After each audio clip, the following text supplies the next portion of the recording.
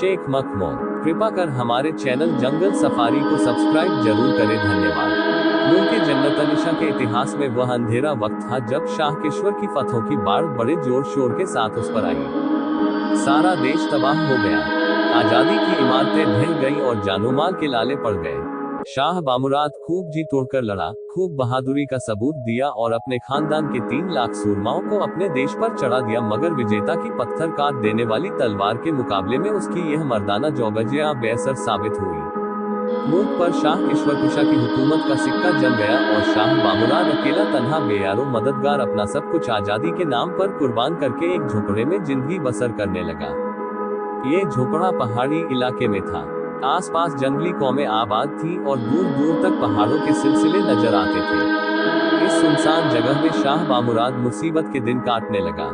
दुनिया में अब उसका कोई दोस्त न था। वह दिन भर आबादी से दूर एक चट्टान पर अपने ख्याल में मस्त बैठा रहता था। लोग समझते थे कि यह कोई ब्रह्मज्ञान के नशे में चूर सूफी है। शाह बामुराद को यूं बसर करते एक जमाना बीत गया और जवानी की विदाई और बुढ़ापे के स्वागत की तैयारियां होने लगी। तब एक रोज शाह बामुराद बस्ती के सरदार के पास गया और उससे कहा, मैं अपनी शादी करना चाहता हूँ। उसकी तरफ से पैगाम सुनकर वह अचंभे में आ गया, मगर चूंकि दिल में शाह साहब के कमाल और फकीरी में गहरा विश्वास रखता था, पलक कर जवाब न दे सका और अपनी कुंवारी नौजवान बेटी उनको भेंट की। तीसरे साल इस युवती की कामनाओं की वाटिका में एक नौरस पौधा उगा। शाह साहब खुशी के मारे जामे में फूले न समाये, बच्चे को गोद में उठा लिया और हैरत में डूबी हुई माँ के सामने जोश भरे लहजे में बोले, खुदा का शुक्र है कि मुल्क जन्नत-ए-निशा का वारिस पैदा हुआ। बच्चा बढ़ने लगा, अक्ल और जहानत में, हिम्मत और ताकत में वह अपनी दुगनी उम्र के बच्चों से बढ़कर था। सुबह होते ही गरीब रिंदा बच्चे का बनाव सिंगार करके और उसे नाश्ता खिलाकर अपने काम धंधों में लग जाती थी और शाह साहब बच्चे की उंगली पकड़कर उसे आबादी से दूर चट्टान पर ले जाते। वहाँ कभी उसे पढ़ाते, कभी हथियार चलाने की मशक कराते और कभी उसे शाही कायदे समझाते। बच्चा था तो कम सिन, मगर इन बातों में ऐसा जी लगाता और ऐसे चाव से लगा रहता गोया उसे अपना वंश का हाल मालूम है। मिजाज भी बादशाहों जैसा था। गांव का एक एक लड़का उसके हुक्म का फरमाबरदार था। माँ उस पर गर्व करती, बाप फूला न समाता और सारे गांव के लोग समझते कि यह शाह साहब के जब तब का असर है। बच्चा मसूद देखते देखते एक 7 साल का नौजवान शहजादा हो गया। देखकर देखने वाले के दिल को एक नशा सा होता था। एक रोज शाम का वक्त था, शाह साहब अकेले सैर करने गए और जब लौटे तो उनके सर पर एक जड़ाव ताज शोभा दे रहा था। रिंदा उनकी यह हुलिया देकर सहम गई और मुंह से कुछ न बोल सकी। तब उन्होंने नौजवान मसूद को गले से लगाया, उसी वक्त उसे नहलाया धुलाया और जब लौटे और एक चट्टान के तख्त पर बैठाकर दर्द भरे लहजे में बोले, मसूद, मैं आज तुमसे रुखसत होता हूँ और तुम्हारी अमानत तुम्हें सौंपता हूँ। यह उसी मुल्क जन्नत-ए-निशा का ताज है। कोई वह जमाना था कि यह ताज तुम्हारे बदनसीब बाप के सर पर जेब देता था, अब वह तुम्हें मुबारक हो। रिंदा, प्यारी बीवी, तेरा बदकिस्मत शौहर किसी जमाने में इस मुल्क का बादशाह था और अब तू उसकी मलिका है। मैंने ये राज तुमसे अब तक छिपाया था, मगर हमारे अलग होने का वक्त बहुत पास है। अब छिपाकर क्या करूं? मसूद, तुम अभी बच्चे हो मगर दिलेर और समझदार हो। मुझे यकीन है कि तुम अपने बुरे बाप की आखिरी वसीयत पर ध्यान दोगे और उस पर अमल करने की कोशिश करोगे। यह मुल्क तुम्हारा है, ये ताज तुम्हारा है और यह रियाया तुम्हारी है। तुम इन्हें अपने कब्जे में लाने की मरते दम तक कोशिश करते रहना और अगर तुम्हारी तमाम कोशिशें नाकाम हो जाएं और तुम्हें भी यही बेसरोसामानी की मौत नसीब हो तो यही वसीयत तुम अपने बेटे से कर देना और ये ताज जो उसकी अमानत होगी उसके सुपुर्द करना। मुझे तुमसे और कुछ नहीं कहना है। खुदा तुम दोनों को खुशो-खुर्रम रखे और तुम्हें मुराद को पहुंचाए। ये कहते कहते शाह साहब की आंखें बंद हो गईं। रिंदा दौड़कर उनके पैरों से लिपट गई और मसूद रोने लगा। दूसरे दिन सुबह को गांव के लोग जमा हुए और एक पहाड़ी गुफा की गोद में लाश रख दी। 2.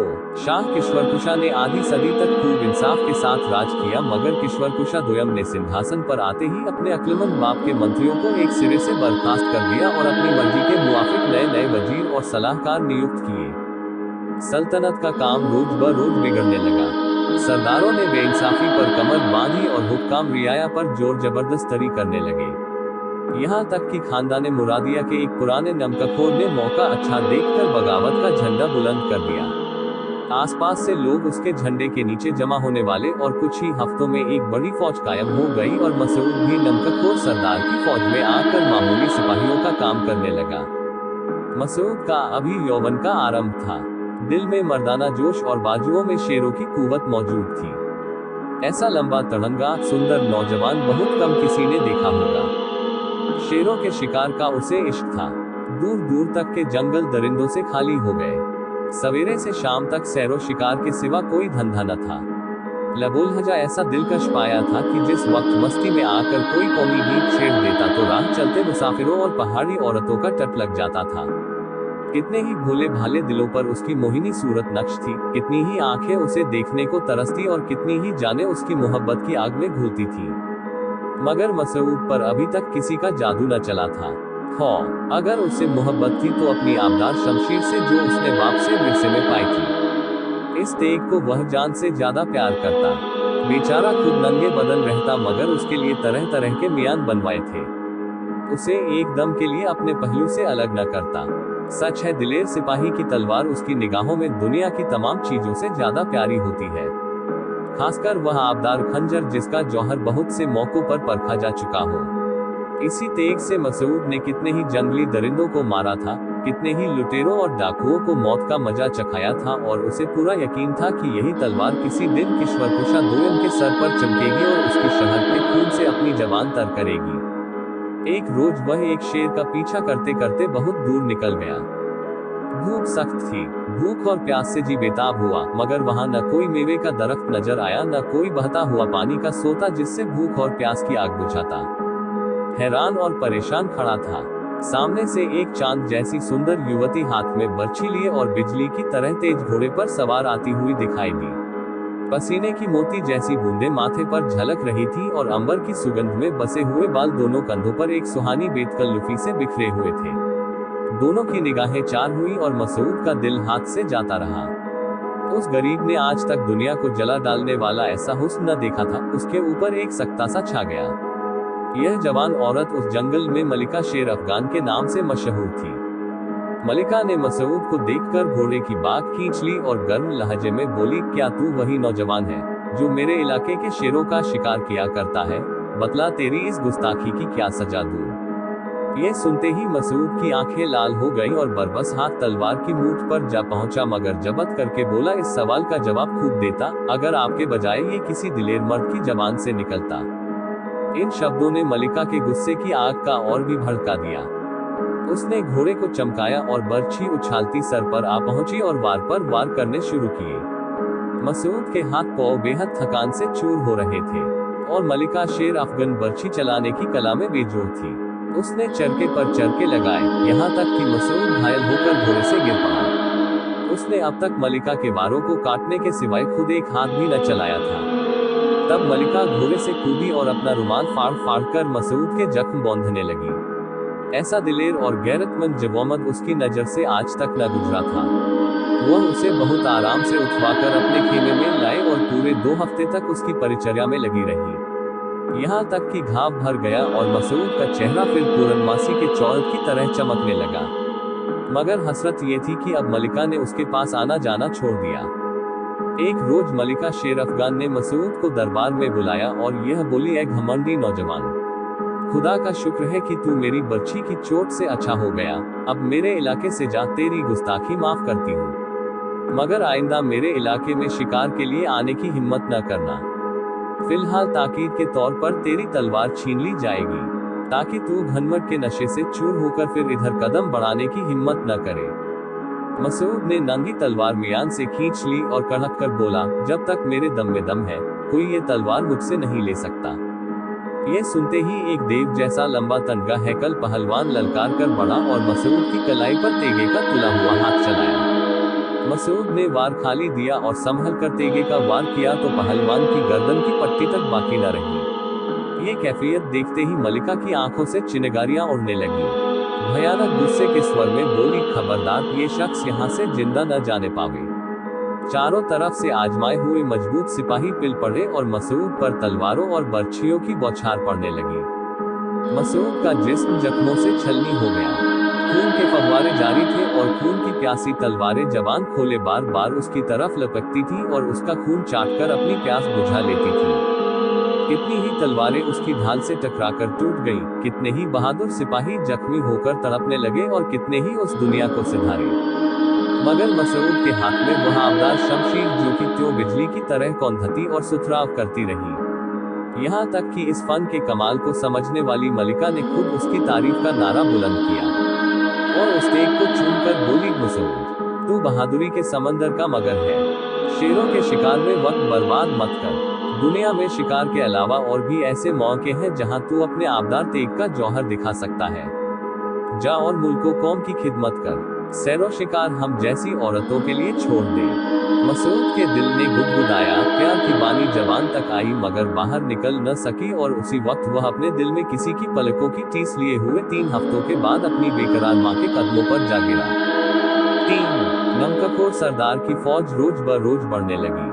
पहले तो वह अंधेरे के पर्दे में शाही खजानों पर हाथ बढ़ाता रहा, धीरे धीरे एक बाकायदा फौज तैयार हो गई, यहाँ तक कि सरदार को शाही फौजों के मुकाबले में अपनी तलवार आजमाने का हौसला हुआ और पहली लड़ाई में 24 किले इस नई फौज के हाथ आ गए। शाही फौज ने लड़ने में जरा भी कसर न की, मगर वह ताकत, वह जोश, वह जज्बा जो सरदार नमकखोर और उसके दोस्तों के दिलों को हिम्मत के मैदान में आगे बढ़ाता रहता था, ईश्वरकुशा दोयम के सिपाहियों में गायब था। लड़ाई के कला कौशल, हथियारों की खूबी और ऊपर दिखाई पड़ने वाली शान शौकत के लिहाज से दोनों फौजों का कोई मुकाबला न था। बादशाह के सिपाही लहीन शहीन, लंबे तड़ंगे और आजमाए हुए थे। उनके साथ सामान और तौर तरीके से देखने वालों के दिलों पर एक डर सा छा जाता था और वह भी यह गुमान न कर सकता था कि इस जबरदस्त जमात के मुकाबले में निहस्ती सी, अधनंगी और बेकायदा सरदारी फौज एक पल के लिए भी पैर जमा सकेगी। मगर जिस वक्त मारो की दिल बढ़ाने वाली पुकार हवा में गूंजी, एक अजीबोगरीब नजारा सामने आया। सरदार के सिपाही तो नारे मारकर आगे धावा करते थे और बादशाह की फौज भागने की राह पर दबी हुई निगाहें डालती थी।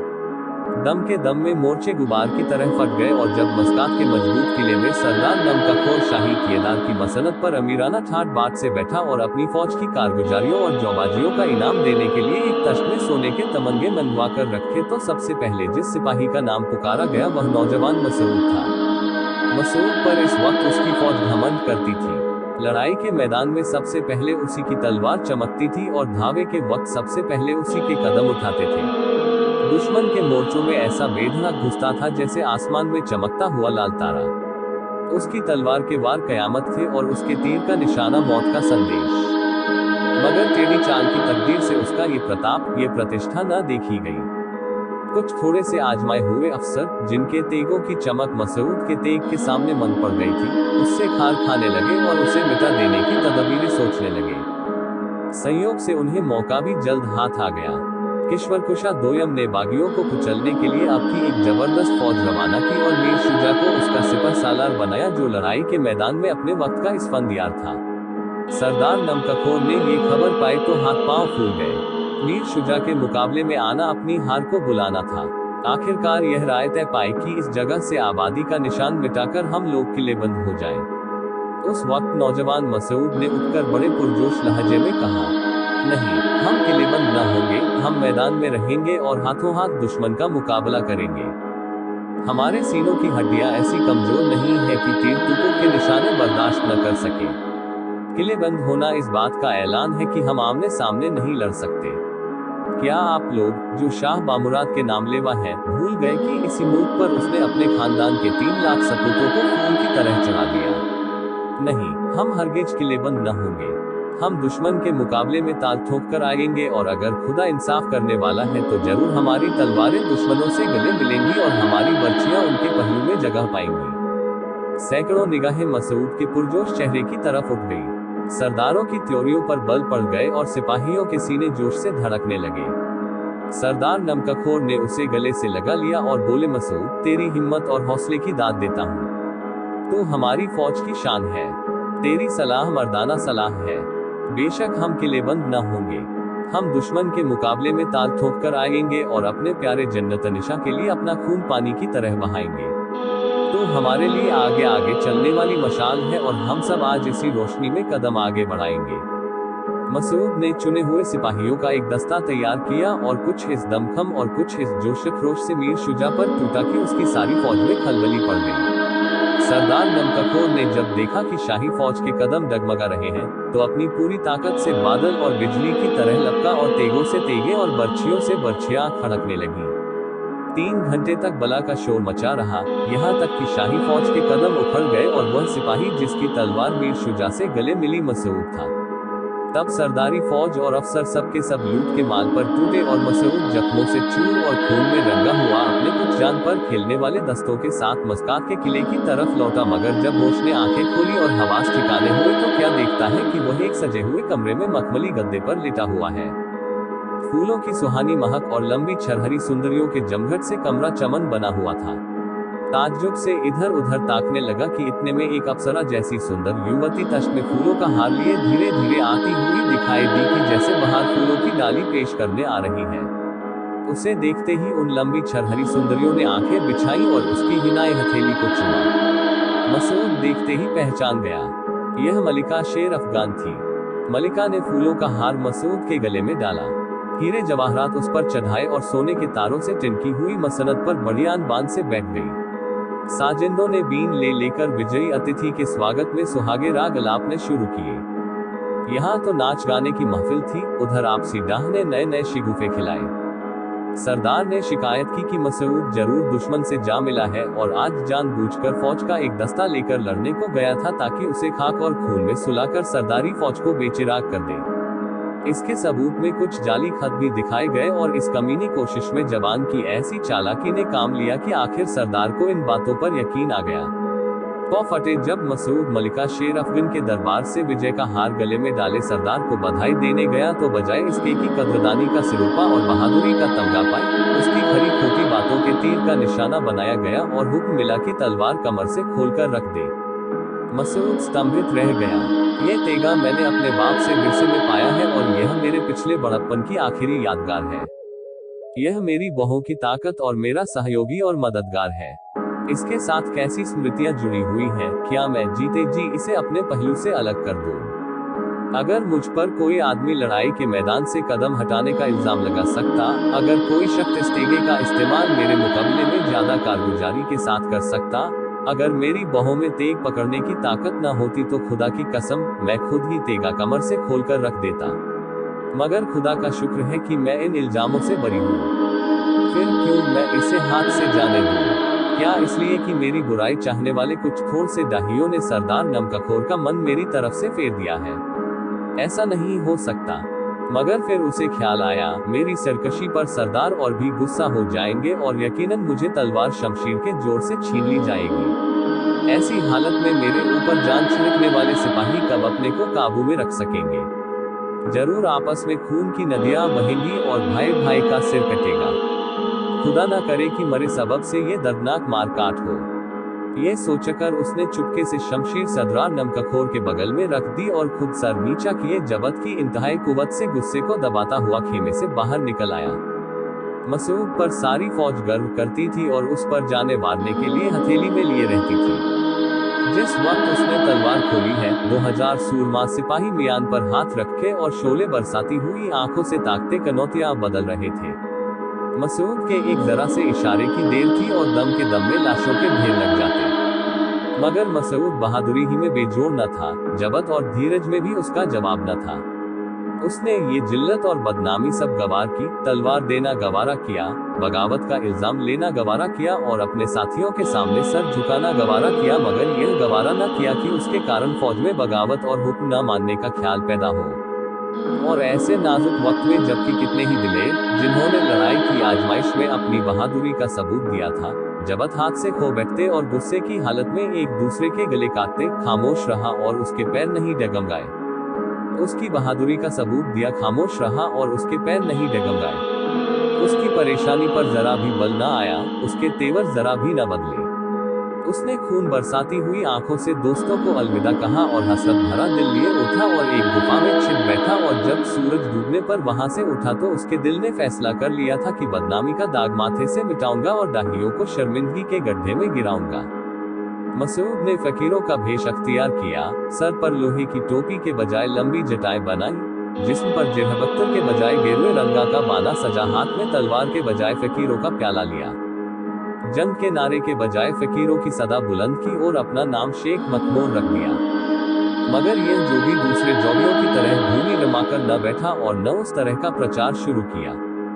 वह दुश्मन की फौज में जाता और सिपाहियों की बातें सुनता, कभी उनकी मोर्चेबंदियों पर निगाह दौड़ाता, कभी उनके दमदमों और किलों की दीवारों का मुआयना करता। 3 बार सरदार नमकखोर दुश्मन के पंजे से ऐसे वक्त निकले जबकि उन्हें जान बचने की कोई आस न रही थी। और यह सब शेख मखमूर की करामात थी। मिनकात का किला जीतना कोई आसान बात न थी। 5000 बहादुर सिपाही उसकी हिफाजत के लिए कुर्बान होने को तैयार बैठे थे। 30 तोपें आग के गोले उगलने के लिए मुंह खोले हुए थीं और 2000 सधे हुए तीरंदाज हाथों में मौत का पैगाम लिए हुए हुक्म का इंतजार कर रहे थे। मगर जिस वक्त सरदार नमकखोर अपने 2000 बहादुरों के साथ इस किले पर चढ़ा हो गए और तीरंदाजों के तीर हवा में उड़ने लगे, और वह सब शेख मखमूर की करामात थी। शाह साहब वहीं मौजूद थे। सरदार दौड़कर उनके कदमों पर गिर पड़ा और उनके पैरों की धूल माथे पर लगाई। 4 ईश्वरकुशा दोयम का दरबार सजा हुआ है। अंगूरी शराब का दौर चल रहा है और दरबार के बड़े बड़े अमीर और रईस अपने दर्जे के हिसाब से अदब के साथ घुटना मोड़े बैठे हैं। यकायक भेदियों ने खबर दी कि मीर शुजा की हार हुई और जान से मारे गए। ये सुनकर किश्वरकुशा के चेहरे पर चिंता दिलेर कौन है जो इस बदमाश सरदार का सर कलम करके हमारे सामने पेश करे। इसकी गुस्ताखियां अब हद से आगे बढ़ी जाती हैं।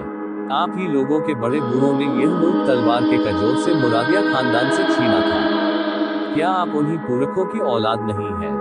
ये सुनते ही सरदारों में एक सन्नाटा छा गया। सबके चेहरे पर हवाया उड़ने लगी और किसी की हिम्मत न पड़ी कि बादशाह की दावत कबूल करे।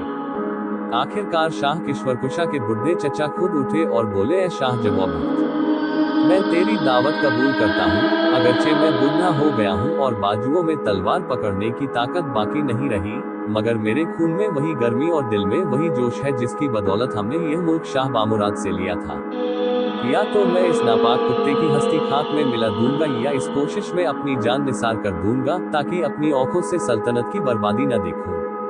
ये कहकर अमीर पुरतदबीर वहां से उठा और मुस्तैदी से जंगी तैयारियों में लग गया। उसे मालूम था कि यह आखिरी मुकाबला है और अगर इसमें नाकाम रहे तो मर जाने के सिवाय और कोई चारा नहीं है। उधर सरदार नमकखोर धीरे धीरे राजधानी की तरफ बढ़ता आता था। यकायक उसे खबर मिली कि अमीर पुरतदबीर 20,000 पैदल और सवारों के साथ मुकाबले के लिए आ रहा है। यह सुनते ही सरदार नमकखोर की हिम्मतें छूट गई। अमीर पुरतदबीर बुढ़ापे के बावजूद अपने वक्त का एक ही सिपहसालार था। उसका नाम सुनकर बड़े बड़े बहादुर कानों पर हाथ रख लेते थे। सरदार नमकखोर का ख्याल था कि अमीर कहीं एक कोने में बैठे खुदा की इबादत करते होंगे, मगर उनको अपने मुकाबले में देखकर उसके होश उड़ गए कि कहीं ऐसा ना हो कि इस हार से हम अपनी सारी जीत खो बैठे और बरसों की मेहनत पर पानी फिर जाए। सबकी यही सलाह हुई कि वापस चलना ही ठीक है। उस वक्त शेख मखमूर ने कहा, है सरदार नमकखोर, तूने मुल्क जन्नतनिशा को छुटकारा दिलाने का बीड़ा उठाया है। क्या इन्हीं हिम्मतों से तेरी आरजुएं पूरी होंगी? तेरे सरदार और सिपाहियों ने कभी मैदान से कदम पीछे नहीं हटाया, कभी पीठ नहीं दिखाई। तीरों की बौछार को तुमने पानी की फुहार समझा और बंदूकों की बाढ़ को फूलों की बहार। क्या इन चीजों से इतनी जल्दी तुम्हारा जी भर गया? तुमने ये लड़ाई सल्तनत को बढ़ाने के कमीने इरादे से नहीं छेड़ी है। तुम सच्चाई और इंसाफ की लड़ाई लड़ रहे हो। क्या तुम्हारा जोश इतनी जल्द ठंडा हो गया? क्या तुम्हारी इंसाफ की तलवार की प्यास इतनी जल्द बुझ गई? तुम खूब जानते हो कि इंसाफ और सच्चाई की जीत जरूर होगी। तुम्हारी इन बहादुरियों का इनाम खुदा के दरबार से जरूर मिलेगा। फिर अभी से क्यों हौसले छोड़े देते हो? क्या बात है? अगर अमीर पुरतदबीर बड़ा दिलेर और इरादे का पक्का सिपाही है, अगर वह शेर है तो तुम शेर मर्द हो। अगर उसकी तलवार लोहे की है तो तुम्हारा तेगा औलाद का है। अगर उसके सिपाही जान पर खेलने वाले हैं तो तुम्हारे सिपाही भी सर कटाने के लिए तैयार हैं। हाथों में तेगा मजबूत पकड़ो और खुदा का नाम लेकर दुश्मन पर टूट पड़ो। तुम्हारे तेवर कहे देते हैं कि मैदान तुम्हारा है। इस पुरजोश तकरीर ने सरदारों के हौसले उभार दिए। उनकी आंखें लाल हो गईं, तलवारें पहलू बदलने लगी और कदम बरबस लड़ाई के मैदान की तरफ बढ़े। शेख मखमूर ने तब फकीरी बाना उतार फेंका, फकीरी प्याले को सलाम किया और हाथों में वही तलवार और ढाल लेकर, जो किसी वक्त मसूद से छीन गए थे, सरदार नमकखोर के साथ साथ सिपाहियों और अफसरों का दिल बढ़ाते शेरों की तरह बिफरता हुआ चला। आधी रात का वक्त था, अमीर के सिपाही अभी मंजिलें मारे चले आते थे। बेचारे दम भी न लेने पाए थे कि एकाएक सरदार नमकखोर के आ पहुंचने की खबर पाए। होश उड़ गए और हिम्मतें टूट गईं। मगर अमीर शेर की तरह गरज कर खेमे से बाहर आया और दम के दम में अपनी सारी फौज दुश्मन के मुकाबले में कतार बांध कर खड़ी कर दी कि जैसे माली था कि आया और इधर उधर बिखरे हुए फूलों को एक गुलदस्ते में सजा गया। दोनों फौजें काले काले पहाड़ों की तरह आमने सामने खड़ी है और तोपों का आग बरसाना ज्वालामुखी का दृश्य प्रस्तुत कर रहा था। उनकी धनगरज आवाज से बला का शोर मच रहा था। ये पहाड़ धीरे धीरे आगे बढ़ते गए। यकायक वह टकराए और कुछ इस जोर से टकराए कि जमीन कांप उठी और घमासान की लड़ाई शुरू हो गई। मसूद का तेगा इस वक्त एक बला हो रहा था, जिधर पहुंचता लाशों के ढेर लग जाते और सैकड़ों सर उस पर भेद चढ़ जाते। तो फटे तक तेगे यूं ही खड़का किए और यूं ही खून का दरिया बहता रहा। जब दिन निकला तो लड़ाई का मैदान मौता का बाजार हो रहा था। जिधर निगाह उठती थी, मरे हुओं के सर और हाथ पैर लहू में तैरते दिखाई देते थे। यकायक शेख मखमूर की कमान से एक तीर बिजली बनकर निकला और अमीर पुरतबीर की जान के घोंसले पर गिरा और उसके गिरते ही शाही फौज भाग निकली और सरदारी फौज फतेह का झंडा उठाए राजधानी की तरफ बढ़ी।